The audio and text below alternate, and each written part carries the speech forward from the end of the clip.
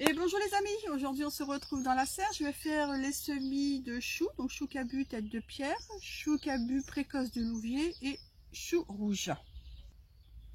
Donc j'ai préparé donc une cassette de poisson. Dans le fond, donc j'ai mis donc un plastique, là c'est la récup des sacs d'aliments pour poules.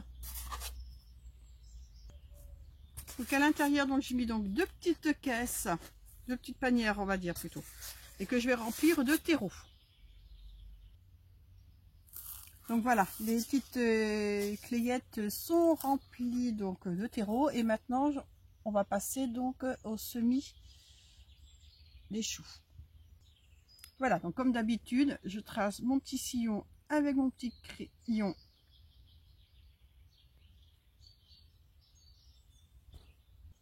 Donc voilà, et c'est parti. Donc là, ça va être les choux cabu tête de pierre. Toujours des petites graines toutes les 2 cm à peu près.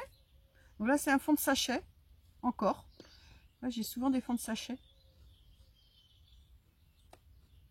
Donc là, j'arrange parce que là, je les ai un petit peu éparpillés. C'est un peu trop éparpillé. Voilà.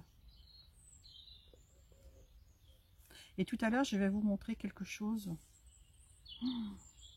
J'étais très surprise ce matin. Et voilà. Donc maintenant, ça va être les choux cabu précoces de Louviers. Toujours pareil, hein, 2 cm. L'un de l'autre. De toute façon, ensuite, dès qu'ils vont avoir 3-4 feuilles, ça va être mis dans des godets individuels. Pour qu'ils puissent profiter au maximum avant d'être replantés, enfin plantés dans le potager. Donc voilà pour le chou cabu précoce de Louviers. Et maintenant le chou rouge. Je ne sais pas si vous voyez bien les graines.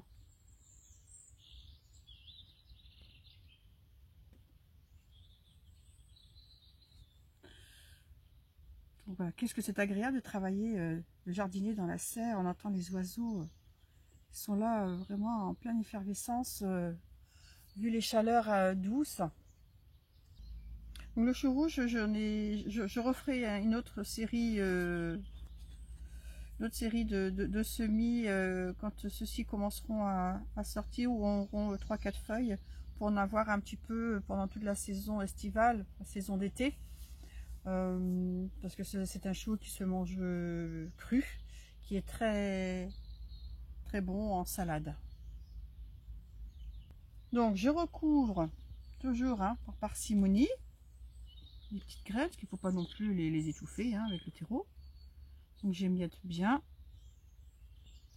Voilà, je tasse légèrement. Alors sachant que le terreau qui a déjà été mis dans les caissettes a déjà été tassé.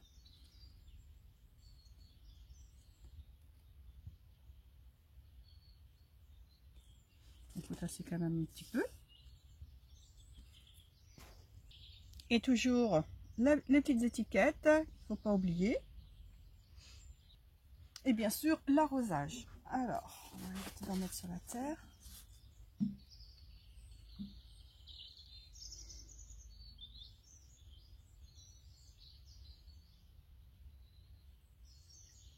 Voilà, donc j'enverrai l'excédent dans la journée si tout le terreau ne l'aura pas absorbé. Il ne faut pas non plus que ça baigne dans l'eau.